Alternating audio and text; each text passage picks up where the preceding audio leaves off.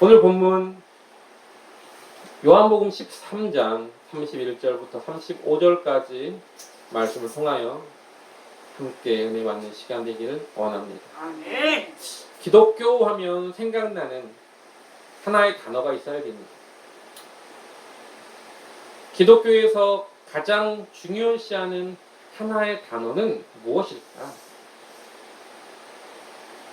우리가 기독교의 모든 율법을 하나도 주장을 한다면 그것은 십계명이라고 말하고, 그 십계명을 또 줄이면 하나님 사랑과 이웃 사랑이라고 말하죠. 그러나 한 단어로만 말한다면 바로 사랑이라는 겁니다. 오늘 본문에서 우리에게 주신 세 계명도 서로 사랑하라라는 것이었다는 거죠. 사도 바울이 기독교 역사에서 가장 위대한 어떤 편집자요, 그리고 신학자였다면 그가 편지한 고린도 교회에 편지한 그 내용에 13장에 이런 말이 있습니다. 뭐라고 말합니까? 내가 제일 좋은 것을 너에게 보여주겠다 라고 말하면서 천사의 말을 방언을 하는 내가 사람의 방언을 한다고 하고, 천사의 말을 할지라도 뭐가 없으면요, 사랑이 없으면 소리나는 구리와 울리는 꽹과리가 된다라고 말하고 있습니다. 또 내가 예언하는 능력이 있고 모든 비밀과 모든 지식을 알지라도 뭐가요? 사랑이 없으면 아무 유익이 없다라고 말합니다. 그러면서 맨 마지막에 뭐라고 말합니까? 우리에게 믿음, 소망, 사랑 그 세 가지는 가장 항상 있을 건데 그 중에 제일은 사랑이다라고 말하면서 왜 사랑이 그렇게 중요한지에 대한 종지부를 찍고 있습니다. 여러분, 사랑하는 성도 여러분, 우리에게 사랑 이 단어처럼 아름다운 건 없습니다. 또한 사랑처럼 귀한 것 또한 없습니다. 그리고 그 사랑이 있는 곳이 어디냐? 바로 천국입니다. 그래서 믿음, 소망, 사랑 그 중에 제일은 왜 사랑이라고 말을 하느냐? 믿음과 소망은 이 땅에서도 필요하지만, 그런데 사랑은 어디에서요? 이 땅뿐만 아니라 저 천국에서도 함께 필요한 것이다라고 이야기를 합니다. 요한일서 4장 7절부터 8절에는 또 이런 말씀이 있습니다. 사랑하는 자들아, 우리가 서로 사랑하자. 사랑은 하나님께 속한 것이니 사랑하는 자마다 하나님께로 나서 하나님을 알고, 사랑하지 아니하는 자는 하나님을 알지 못하나니 이는 하나님은 사랑이십니다. 왜 그렇게 사랑을 강조하느냐? 바로 하나님 그분 자체가 사랑이기 때문임을 잊지 마시기 바랍니다. 그래서 하나님이 함께하는 그곳은 바로 천국이 되는 겁니다. 사랑이 있는 그곳은 천국이 되는 겁니다. 반면에 믿음이 있는 곳, 미움이 있는 곳, 원망이 있는 곳, 시기와 다툼이 있는 그곳은 지옥이 되는 겁니다. 원망과 불평과 그 모든 것들은 죄에 속하기 때문에 그렇습니다. 죄되어야 함은 저희가 나를 믿지 않는 것이다라고 예수님은 말씀하셨지만, 또 육신에서 나오는 죄들에 대해서 뭐라고 합니까? 시기와 분쟁과 분냄, 당짓는 것, 이렇게 말하고 있지 않습니까? 그렇기 때문에 그 죄와 함께하는 그곳은 뭐예요? 지옥인 겁니다. 마태복음 25장 41절에도 예수님이 이렇게 말씀하셨습니다. 또 왼편에 있는 자들에게 이르시되 저주를 받은 자들아, 나를 떠나 마귀와 그 사자들을 위하여 예비된 영원한 불에 들어가. 지옥은요, 누구를 위해 예비된 곳이냐면 바로 마귀와 그를 추종하는 이들에게 뭐예요? 선택된 곳이고 그들에게 예비된 곳이에요. 여러분, 믿음의 사람에게 예비된 곳이 천국이라면 마귀와 그 추종자들에게 예비된 곳은 지옥이라는 겁니다. 미움은 죄가 있는 것이고, 죄가 있는 그곳은 뭐예요?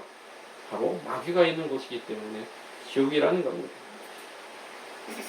오늘 우리는 오늘 본문 말씀을 가지고 너희가 서로 사랑하면이라는 제목으로 은혜를 나누려고 합니다. 서로 사랑하라는 그 말 많이 들었죠. 교회에 나오면서부터 서로 사랑해야 됩니다. 성도를 사랑해야 되고 서로 교제해야 됩니다라고 말을 합니다. 이 서로 사랑한다라는 이 말은 어떤 사람은 사랑하고 어떤 사람은 그냥 대면 하고 이런 말이 아닙니다. 서로 사랑한다는 말은 뭐예요? 모두 누구나에게 다 같이 사랑하라는 말입니다. 근데 이게 누구나에게 이게 굉장히 좀 어려운 단어입니다. 사람이 살아가다 보면요 조금 배기 싫은 사람도 있고요. 또 그냥 나랑 대면되면 뭐 있으나 마나한 그런 모습처럼 그렇게 지내는 사람도 분명하게 있습니다. 누구나 똑같은 모습으로 살아간다는 건 참 어려운 모습일 수도 있습니다. 여기서 누구나라고 말하는 건 누구를 말합니까? 가진 자나 못 가진 자나 배움이 있는 자나 배움이 없는 자나 못생긴 자나 예쁘게 생긴 사람이나 모두를 이야기하는 겁니다. 또한 성공한 사람이나 실패한 사람 모두 사랑해야 된다라는 겁니다. 또 나에게 어떤 유익을 가져다는 사람, 나에게 손해를 끼치는 사람까지도 사랑해야 된다라는 말입니다. 근데 예수님은 뭐라고 말씀하셨어요? 그래서 원수를 내 몸처럼 사랑하라고 말하고 있습니다. 또 내 이웃을 내 몸처럼 사랑하라고 말씀하셨습니다. 여러분, 정말로 우리가 이웃을 내 몸처럼 아끼고 사랑하고 있습니까? 그럼요. 내 이웃을 내 몸처럼 사랑하죠. 글쎄요, 정말 그럴까요? 여러분, 우리가 우리의 몸을 얼마나 사랑하는지 아십니까?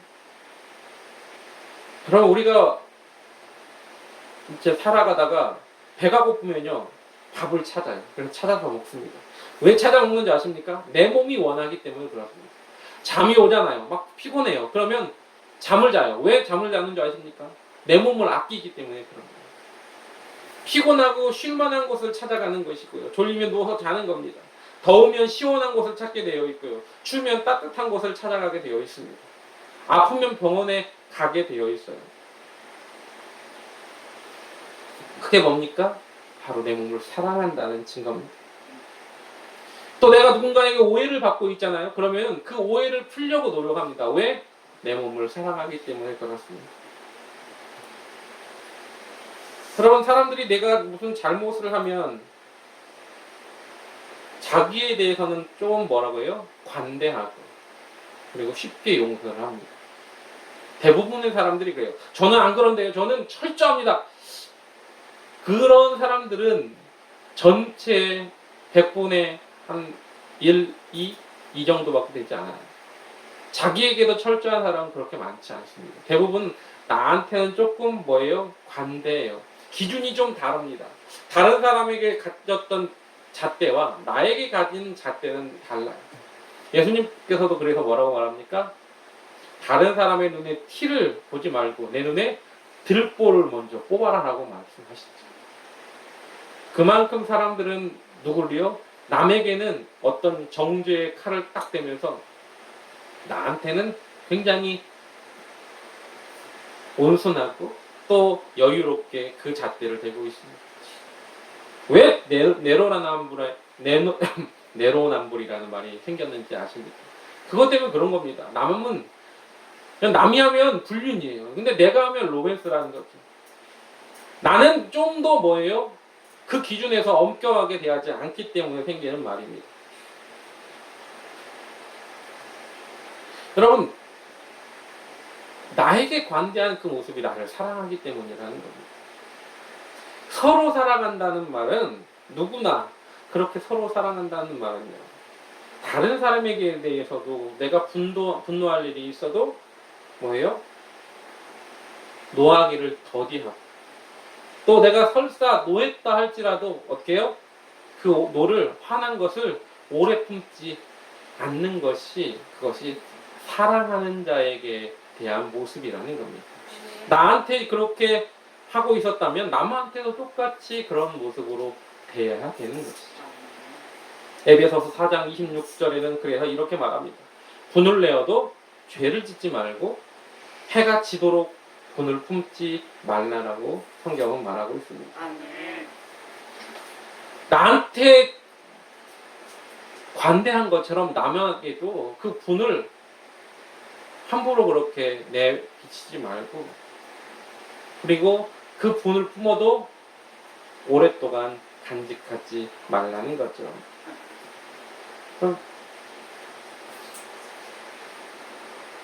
내가 분을 품고 있는 그거 자체가 나한테 뭡니까? 손해잖아요.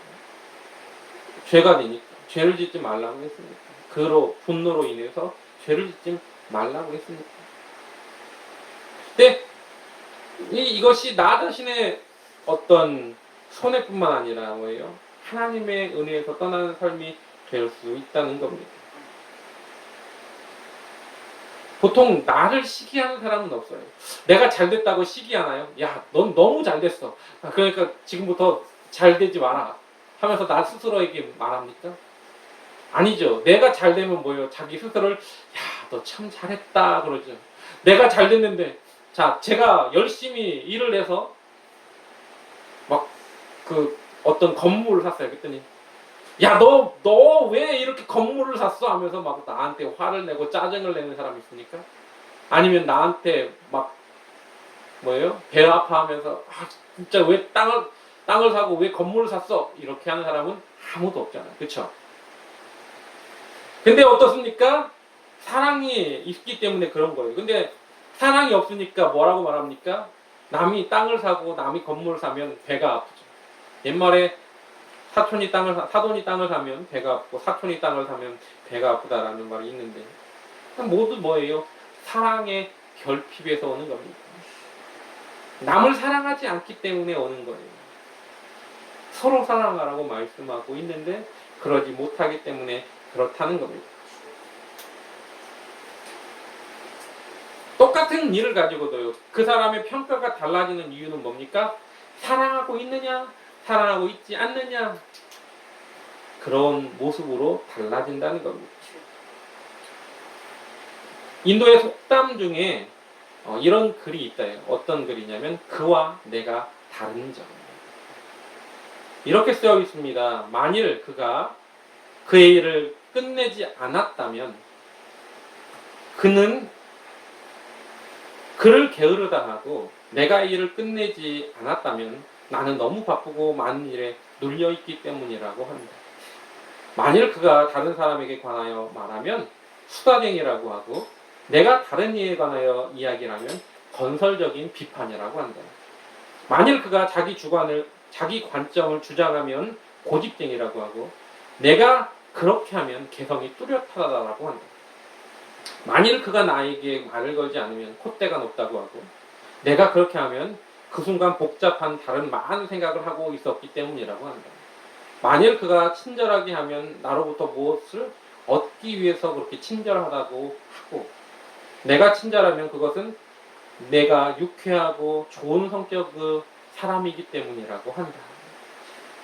그와 내가 이렇게도 다르다니 이 얼마나 딱한가 라고 인도 속담에 쓰여 있다고 합니다. 그 기준점이 뭘까요? 바로 사랑하기 때문이니까. 사랑하는 자와 사랑하지 않는 자의 모습이라는 겁니다. 여러분, 우리 눈에 다른 사람의 허물과 잘못이 자꾸 눈에 띄기 시작하면 뭐예요? 그건 사랑하지 않기 때문입니다. 젊은 남녀가 정말 죽도록 사랑하는 그 이유가 뭡니까? 눈에 콩깍지가 씌었기 때문이라는 말을 합니다. 눈에 콩깍지가 씌우면 그 사람의 잘못 이런 것들이 잘 안 보이는 거예요. 왜? 사랑하기 때문에 다 예뻐 보이고 좋아 보이고 그런 겁니다. 방귀 뀌어도 좋아 보이는 겁니다. 여러분, 그것이 바로 사랑하는 자와 사랑하지 않는 자의 차이라는 겁니다. 여러분, 부모가 애기들 똥기저귀를 가면서 뭐라고 말합니까? 아우 구수해 라고 이야기해요. 똥기저귀를 가는데 왜 구수합니까? 여러분, 구수하지 않죠. 남이 봤을 때는 야, 똥냄새 나는데 뭐가 구수해 라고 하죠. 근데 부모는 정말로 그게 구수하게 느껴진다는 겁니다. 왜요? 사랑하기 때문에 그렇습니다. 여러분, 이 세상에 누구나 다 뭐가 있어요? 허물이 있고 또한 잘못이 있습니다. 털어서 먼지 안 나는 사람 아무도 없어요. 잘못이 없는 사람은 아무도 없습니다. 만약 잘못 없는 사람이 있다면 그분은 하나님이시겠죠. 예수님이시죠. 사람에게 허물이 있는 건 당연한 겁니다. 그것이 많고 적음의 차이일 뿐이죠. 성경은 이걸 한마디로 이렇게 말합니다. 모든 사람이 죄를 범하였으며 하나님의 영광에 이르지 못하더니. 또 뭐라고 말합니까?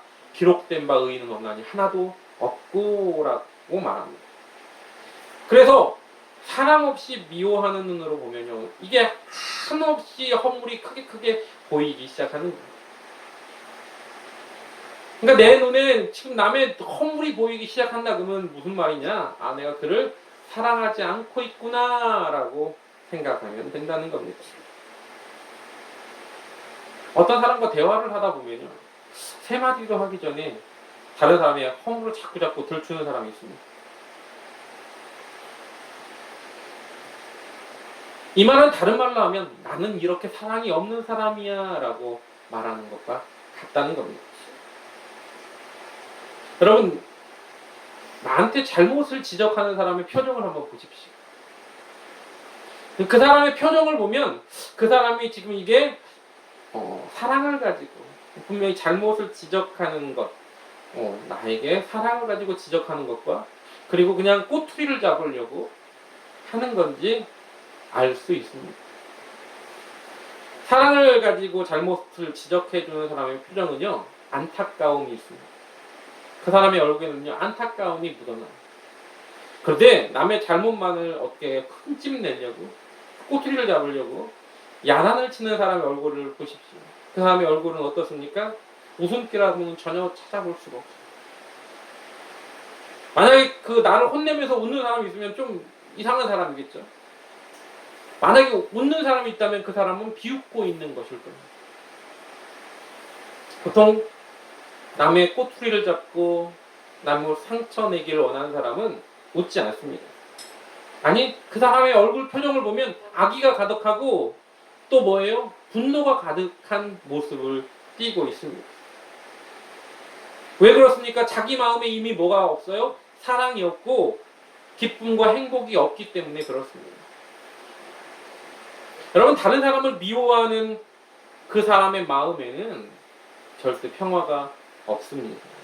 그 사람에게는 행복이 없는 겁니다. 결국 자신을 불행하게 하게 만드는 것임을 잊지 마시기 바랍니다. 사랑의 눈으로 보기 시작하면 근데 뭐예요? 허물이 보이지 않아요. 왜 그럴까요? 베드로전서 4장 8절에 이렇게 말합니다. 만물이 마지막에 가까웠다고 경고하면서 뭐라고 말하냐면 무엇보다도 열심으로 서로 사랑할지니 사랑은 허다한 죄를 덮느니라 라고 베드로는 말하고 있습니다. 사랑으로 보니까 뭐가 없어요? 허물이 다 덮어지는 거예요. 허물이 덮어지니까 그 허물이 안 보이는 거죠. 그 잘못이 안 보이는 겁니다. 우리 주님도 우리를 사랑의 눈으로 바라보고 계셨습니다. 그래서 우리의 그 연약함과 부족함을 아셨기 때문에 날마다 우리를 사랑으로 감싸셨음을 잊지 마시기 바랍니다. 오죽하면 그 십자가상에서도 예수님 뭐라고 말씀하세요? 아버지여 저들을 사하여 주옵소서 자기가 하는 일을 알지 못함이니이다 라고 말씀하셨습니다.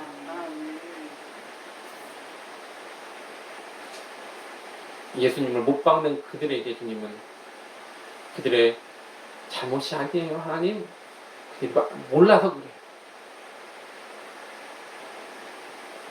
우리 주님은 죽으시면서도 우리를 사랑의 눈으로 바라보셨음을 잊지 마시기 바랍니다. 아멘. 좀 전에 말씀드린 것처럼 사랑은 허다한 죄를, 그 허물을 덮어줍니다. 아멘. 하나님은 우리를 서로 창조하실 때 서로 사랑하라고, 그렇게 서로를 사랑하며 살라고 창조하셨음을 잊지 마시기 바랍니다. 아멘. 근데 언제부터요? 죄가 들음으로 말미암아 우리 마음에 미움과 시기와 분냄이 들어오게 된 겁니다. 우리 조상 아담과 하와가 범죄함으로 인해서 인간 사회에 뭐가 들어옵니까? 미움이 들어오게 되었어요. 그리고 그 최초의 살인이 일어나는 겁니다. 그 미움으로 인해서 동생 아벨을 돌로 쳐 죽이는 가인의 살인 현장이 나타나는 겁니다. 그 비극적인 일은 어디서 벌어진 겁니까? 사랑하지 못했기 때문에 일어나는 겁니다. 여러분, 교회를 다니는 성도들 중에 이런 분들이 있습니다. 하나님을 사랑하는데 내가 저 사람만은 도저히 사랑할 수 없다라고 말한다면 여러분, 그 사람의 마음에 하나님의 사랑이 없다는 겁니다. 왜 그러느냐? 요한일서 4장 20절부터 21절에 성경은 분명하게 말하고 있습니다. 누구든지 하나님을 사랑하노라고 그 형제를 미워하면 이는 거짓말하는 자니 보는 바 그 형제를 사랑치 아니하는 자가 보지 못하는 바 하나님을 사랑할 수 없느니라 라고 말하고 있습니다. 그래서 우리가 이 계명을 주께 받았나니 하나님을 사랑하는 자는 또한 그 형제를 사랑할지니라라고 분명하게 성경은 기록하고 있습니다. 눈에 안 보이는 하나님을 사랑한다고 100번 말해보세요. 근데 눈에 보이는 그 형제와 자매를 사랑하지 않는다면, 그 이웃을 사랑하지 않는다면, 여러분, 그것은 거짓말하는 자의 변명일 뿐이라는 겁니다. 여러분, 서로 사랑한다는 그 말은요, 먼 데서 찾을 필요도 없습니다. 가장 가까운 사람, 가장 가까운 내 주변에 있는 이들부터 한번 생각해 보시기 바랍니다. 먼저 부부간에 사랑해야 됩니다. 그럴 때 가정이 화목해지고 사회 자체가 평안해지는 거예요. 그래서 수신제가 치국 평창하라는 말이 있는 겁니다. 또 그 사랑을 뭐예요? 누가 먹고 자랍니까? 아이들이. 그 자녀들이 먹고 자라면서 그 사랑을 또한 나눌 수 있는 겁니다. 또 더 나아가 뭐예요? 형제지간에 서로 사랑해야 되죠. 또한 내 이웃을 또 사랑해야 됩니다. 그 서로 사랑하는 내 직장 동료들, 또 같은 학교에 다니는 친구들 서로 사랑해야 됩니다. 교회에 나오는 같은 성도들끼리 사랑하는 것은 뭐 두말할 나위도 없고요. 근데 그 말이 끼리끼리만 사랑하라는 말이 아닙니다. 아시죠? 서로 사랑한다는 건 뭐에 모두 함께 사랑하자라는 말입니다. 아멘. 초대교회의 부흥의 비결이 무엇이었을까? 물론 성령 충만함 있었죠. 근데 그 성령 충만함에도 뭐예요? 당연히 하나님을 사랑이시기 때문에 사랑이 있는 겁니다. 아멘. 초대교회에 권력이 많은 그런 사람이 있었던 것도 아니잖아요. 초대교회에 재벌이 많았던 것도 아니죠. 학식이 있었던 사람들이 많았던 것도 아닙니다. 그런데 초대교회가 폭발적으로 부흥했던 건 바로 그 안에 하나님의 사랑이 있었기 때문임을 잊지 마시기 바랍니다. 아멘. 그래서 그 사랑을 가지고 도움을 필요로 하는 그들에게 다가간 겁니다. 그때 그 사랑을 발견한 많은 이들이 구름대처럼 몰려들기 시작한 겁니다. 교회에 사랑이 없으면 아무것도 아님을 잊지 마시기 바랍니다. 아무리 멋들어지긴 교회당, 예배당이 있을지라. 여러분, 서울을 올라가면 톨게이트를 넘자마자 좌측편에 보이는 멋들어진 건물이 있죠. 교회예요. 정말 멋있게 생긴 그런 교회 모습을 봐도 그 교회 모습이 그곳에 사랑이 없으면 그 아무리 그렇게 멋진 그것도 아무 소용이 없다는 겁니다. 또 교회 안에 정말 좋은 시스템, 뭐 마이크로부터 해가지고 뭐 여러 가지 음향 시스템을 해놨을지라도 그게 사랑이 없으면 아무 소용이 없다는 겁니다. 또 교회에 아무리 좋은 잘 짜여진 조직과 또한 프로그램이 있을지라도 그게 중요한 게 아니라는 겁니다. 아무리 은혜스러운 목사님의 설교 말씀이 있을지라도 그것도 마찬가지라는 겁니다. 교회는요, 사랑이 있어야 됨을 잊지 마시기 바랍니다. 아멘. 그래서 위로는 하나님을 사랑하고 옆으로는 누구요? 그리스도 안에서 서로 사랑하는 것이 바로 교회의 모습임을 잊지 마시기 바랍니다. 아멘. 근데 이 사랑이 넘쳐야 할 이곳 일주일에 고작 1시간, 2시간 모여서 예배 드리는 것이 고작인 모습이 있습니다. 그리고 우리들의 대부분의 시간은 어디예요? 가정과 직장과 학교에서 보내게 됩니다. 다행인 건 교회 사람들이 모여서 뭘 먼저 얘기하느냐. 교회 사람들이 모이면요, 가정이나 직장이나 뭐 학교 생활 이야기 잘 하지 않고 교회에 대한 이야기를 하긴 합니다. 교회에 대한 이야기를 많이 한다는 건 중요한 일이죠. 좋은 이야기입니다. 좋은 현상이죠. 근데 그 교회의 이야기 중 대부분이 뭐 전도나 봉사하는 모습들, 또한 오늘 말씀에 대해서 아니면 하나님 말씀에 대한 이런 이야기라면 얼마나 좋겠습니까? 근데 그게 아니라 뭐예요? 교인들에 관한 이야기. 대부분. 교회에 대한 이야기를 하긴 하는데 그 교회에 대한 이야기가 대부분이 뭐 목사님에 대한 이야기든지 아니면 어떤 권사님에 대한 이야기든지 아니면 어느 집사님에 대한 이야기든지 하여튼 교인에 대한 이야기들을 많이 한다는 겁니다. 그럼 그 이야기가 좋은 이야기를 하느냐? 좋은 이야기보다는 뭐예요? 대부분 조금 더 뭐예요?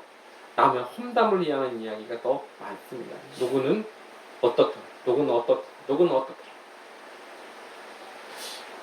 그래서 남들이 서로 칭찬하는 이야기들은 별로 관심을 안 갖고. 근데 누군가에 대한 어떤 험담을 하면요, 자다가도 벌쩍 눈을 떠가지고 거기에 동참하는 그런 모습을 발견하게 됩니다. 물론 우리 여기에 앉아 계시는 훌륭한 우리 권사님들, 사모님, 친구들은 뭐 남 흉보는 걸 좋아하지 않겠지만 저쪽 어느 교회에 가면 그런 분들이 계세요. 그래갖고 목회자의 흉을 보는 분들이 계십니다. 만약에 사랑이 없는 눈으로 목회자를 바라보게 되면 사사건건 뭐예요? 다 미워 보이는 거죠. 나이가 어리면 뭐예요? 나이가 어리면 아우 우리 목사님은 너무 나이가 어려. 사회 경험이 없어서 그래. 경험이 없어서 저렇게 하는 거야. 나이가 너무 많으면 뭐예요? 구시대야. 시대에 뒤떨어졌어. 목사님 가정에 식구들이 많으면 뭔 미련하게 애만 저렇게 많이 낳았어. 애가 없으면 하나님께서 자식을 안 주셨어. 교회를 어떻게 하려고. 그냥 목사님이 원고 설교를 하잖아요. 그러면요, 은혜가 없대요.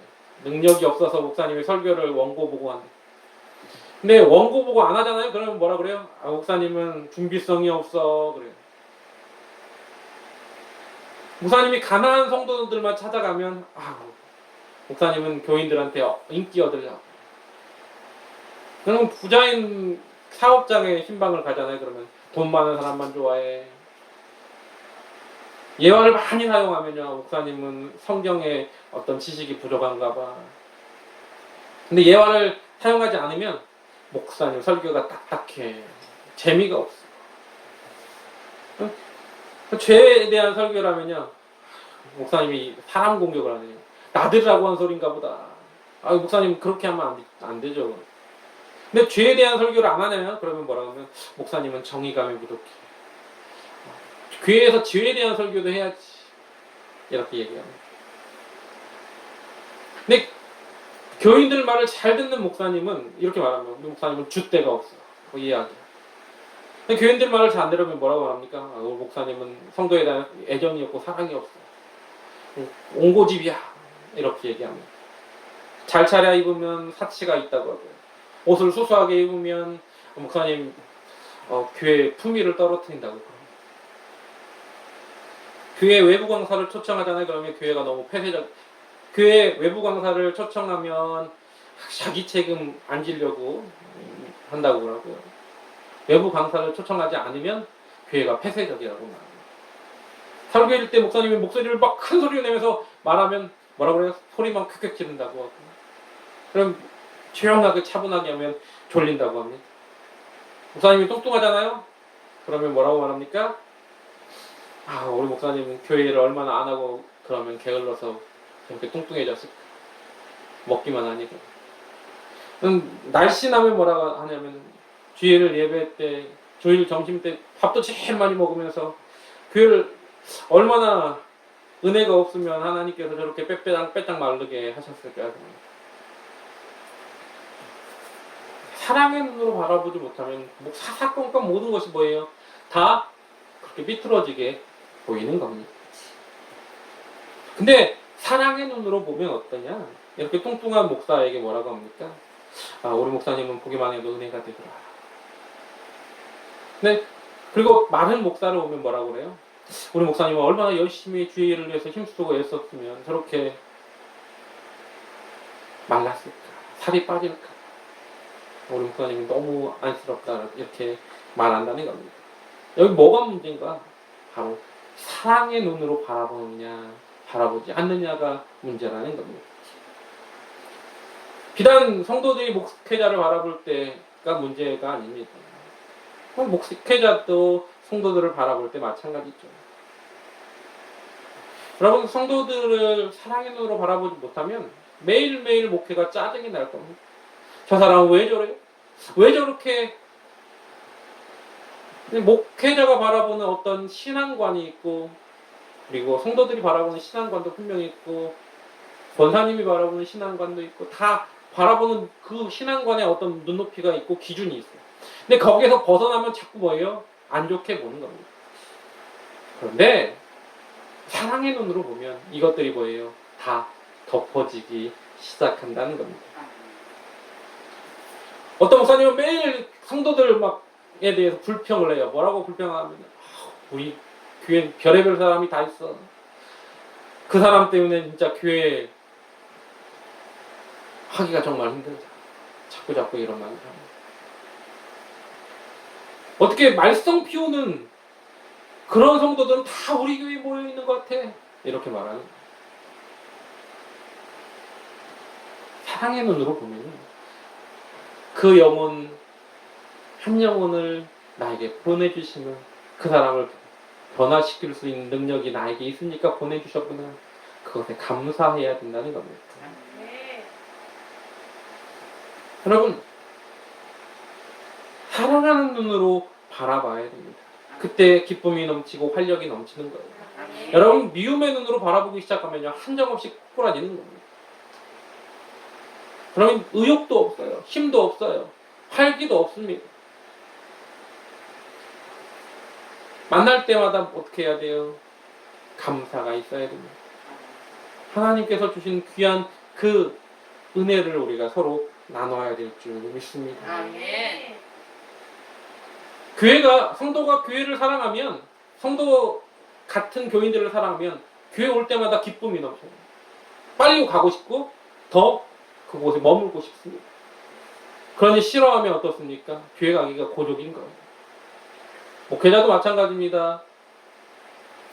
성도를 바라볼 때마다 미움의 눈, 또 그 사람을 지적하고자 하는 그 눈들이 보이면 그러면 설교가, 목회가 어렵습니다.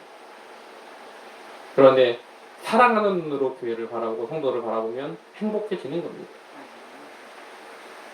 이런 말이 있습니다. 행복의 범위는 사랑의 범위와 같다. 여러분, 사랑하면 그만큼 행복의 공간이, 그 깊이가, 넓이가 깊어지고 넓어진다는 걸 잊지 마시기 바랍니다. 아멘. 여러분, 우리가 10사람을 사랑하면요, 10사람만큼의 행복의 범위가 커지는 겁니다. 여러분, 우리가 10,000명을 사랑하면 10,000명만큼의 우리의 사랑의 행복의 범위가 커진다는 걸 잊지 마시기 바랍니다. 아멘. 그것을 무거움으로 생각하면 안 돼요. 짐으로 생각하면 안 됩니다. 사랑은요, 무거움이 아닙니다. 짐이 아니에요. 억지로 사랑하니까 무거움이 생기고 짐이 되는 겁니다. 그래서 우리가 날마다 뭐예요? 그 사랑이신 주님과 함께 해야 되는 겁니다. 아멘. 요한일서 5장 3절에 이런 말씀이 있습니다. 하나님을 사랑하는 것은 이것이니 우리가 그 계명을 지키는 것이라. 그의 계명을 들은 무거운 것이 그 계명들은 무거운 것이 아니로다라고 말합니다. 여러분, 왜 율법이 무겁다고 생각합니까? 왜 하나님의 그 사랑의 계명이 무겁다고 생각합니까? 억지로 하기 때문에 그렇습니다. 수고하고 무거운 짐 주님 앞에 맡기라고 주님은 말하지요. 그럼 똑같은 무게를 지어도요, 사랑하는 마음으로 지면 훨씬 더 가볍다는 거죠. 왜 이런 말을 하느냐? 여러분, 70대 노인 되시는 할머니들이 손주들을, 돌 정도 되는 손주들을 업고 계세요. 그냥 아이들이요, 돌 정도 되는 아이들 무게가 한 10kg 정도 나가요. 여러분, 10kg 되는 돌멩이를 만약에 그렇게 업고 있으라고 생각해 보시기 바랍니다. 여러분, 할머니들이요, 손주를 이렇게 안고 있으면 무겁기는 해도 어때요? 무겁긴 해도 잘 보십니다. 1시간이고도 30분, 1시간 정도를 얹고 계세요. 근데 이 아이가 아닌 돌덩어리 10kg짜리를 등에 한번 메고 한 30분 있다고 생각을 해보세요. 곧바로 내동댕이 칠 겁니다. 내가 왜 이따 이걸 들고 있어? 라고 할 겁니다. 왜? 사랑하는 마음이 없기 때문이죠. 여러분, 어떤 무거움의 차이가 아니라 사랑의 차이임을 잊지 마시기 바랍니다. 아멘. 주님의 일을 하는 것도 마찬가지입니다. 교회 일을 하는 것도 마찬가지예요. 여러분, 사랑을 하게 되면 그 일이 보람차고 즐겁고 행복합니다. 그런데 억지로 하게 되면요, 그것은 무거움에 짓눌려서 교회 일이 재미가 없는 거예요. 봉사하는 예배의 어떤 순간순간이 너무너무 지루하고 그리고 짜증이 날 수밖에 없는 겁니다. 주님의 일하시는 그곳에서 나도 함께 일하고 싶은 감격이 있어야 될 줄 믿습니다. 아멘. 마태복음 11장 28절부터 30절에 예수님이 뭐라고 말씀하셨어요? 수고하고 무거운 짐진 자들아 다 내게로 오라. 내가 너희를 쉬게 하리라. 나는 마음이 온유하고 겸손하니 나의 멍에를 메고 내게 배우라. 그리하면 너희 마음이 쉼을 얻으리니 이는 내 멍에는 쉽고 내 짐은 가벼움이니라 하시니라. 아멘. 그러면 주님이 주시는 멍에가 정말로 쉽고 그 짐이 가볍던가요? 신앙생활을 하는 동안에 그 짐이 정말 결코 쉽고 가볍지는 않습니다. 가볍지 않고 쉽지 않은 그 길인데 그것이 왜 가볍고 쉽게 가능하느냐? 그것 바로 사랑하는 마음으로 행하기 때문임을 잊지 마시기 바랍니다. 아멘. 사랑하는 마음으로 믿음으로 행하기에 그것이 가능한 겁니다. 아멘. 가벼워지는 겁니다. 아멘. 그래서 내가 사랑하느냐 사랑하지 않느냐 그 기준을 가지고 하나님의 일을 행해야 될 것인데 하늘 사람이라면 하나님을 늘 사랑하겠다고 고백하고 또 내가 저 천국에 소망을 두는 사람이라면 여러분 항상 사랑의 눈으로 바라보시고 사랑의 마음을 가지고 다가가는 저와 여러분 되시기를 주님의 이름으로 부탁을 드립니다. 아멘. 장식으로 달려있는 게 아니라 그냥 남들한테 보이기 위한 그냥 사랑한다고 말하면 그럼 사랑한다 입에 발린 소리처럼 사랑해 이게 아니라는 겁니다. 그래서 뭐라고 말합니까? 성경은 사랑은 말과 혀로만 하는 것이 아니고 뭐라고요? 행함과 진실함으로 사랑하라고 말하고 있습니다. 아멘. 우리들이 특별하게 말하지 않아도 우리 마음속에 있는 그 사랑이 그리스도의 사랑이 내 직장에서 내 가족 안에서 내 이웃들과의 삶 속에서 내 학교 생활에서 퍼져나게 가기를 주님의 이름으로 부탁을 드립니다. 아멘. 여러분의 그 삶 속에서 그리스도의 사랑의 향기가 펼쳐 나갈 때 모든 사람이 여러분을 통하여 하나님을 알 수 있고 하나님의 사랑을 알 수 있습니다. 아멘. 우리가 서로 사랑하면 여러분 하나님의 놀라운 역사가 우리 삶 속에 오늘도 내일도 펼쳐질 겁니다. 아멘. 그 자리에 함께 동참하고 그 자리에 함께 서 있는 저와 여러분 되시길 주님의 이름으로 간절하게 부탁을 드립니다. 아멘. 이 시간 찬양하신 후에 주가 일하시네. 만약에 우리가 그런 마음을 가지면 그리고 그렇게 사랑하면서 나아가면 주님이 일하실 겁니다. 아멘. 말씀을 생각하면서 또한 함께 기도하기로 원합니다. 아멘.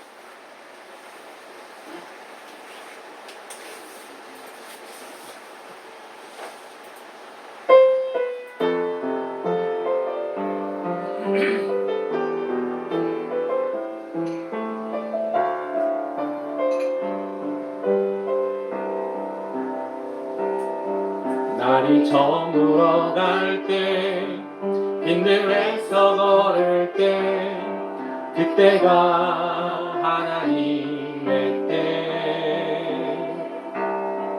내 힘으론 안 될 때 빈손으로 걸을 때 내가 고백해 여호와 이래 우리 모인 이곳에 주님 함께 계시네 누리네 아버지 은혜 적은 떡과 물고기 내 모든 걸 드릴 때 모두 고백해 여호와 이래 주가 일하시네 주가 일하시네 주가 일하시네 주께 아끼지 않는 자에게 주가 일하시네 주가 일하시네 주가 일하시네 신뢰하며 걷는 자에게 주가 일하시네 주가 일하시네 주께 아끼지 않는 자에게 주가 일하시네 주가 일하시네 신뢰하며 걷는 자에게 우리 시간 같이 말씀을 생각하면서 우리가 주의 말씀처럼 서로 사랑하기를 원합니다. 우리가 서로 사랑하면 비로소 너희가 내 제자인 줄을 알리라 말씀하셨습니다. 말과 혀로만이 아니라 행함과 진실함으로 사랑의 눈을 가지고 교회 생활, 가정 생활, 학교 생활, 직장 생활, 우리 모든 사회 생활을 해나가는 자가 되게 달라고. 그래서 그리스도의 향기가 만방에 펼쳐지는 하늘 사람이 되게 달라고. 우리 삶 속에서도 주님의 나라, 천국이 함께 이루어지게 달라고. 다 같이 통성으로 주여 함창하고 간절하게 기도하겠습니다. 주여! 주여! 주여! 할렐루야. 하나님의 충만하신 하나님 감사와 찬양과 영광을 드립니다.